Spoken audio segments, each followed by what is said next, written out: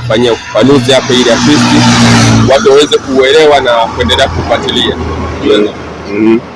Hasa kwa kwanza tulianza na mistari minne ya mwanzoni, sasa hivi tunafuata mistari minne mingine.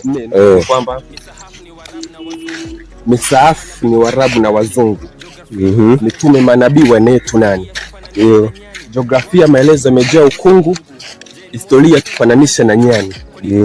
Wampa rangi gani Muumba wetu Mungu? Je, ni mweusi mwenzetu au rangi fulani? Kwa nini wakubwa wote wa huu ulimwengu hawatoki upande wetu, kwani sisi ni nani? Umeona hapo sawa?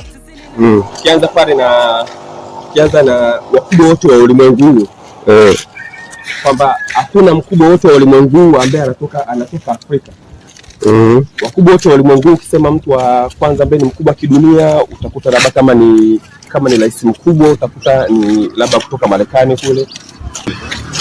Viongozi wote wa dini, ukiangalia viongozi wote wa dini, hakuna kiongozi mkubwa ambaye anatoka Afrika, ila viongozi wote wanatoka kule.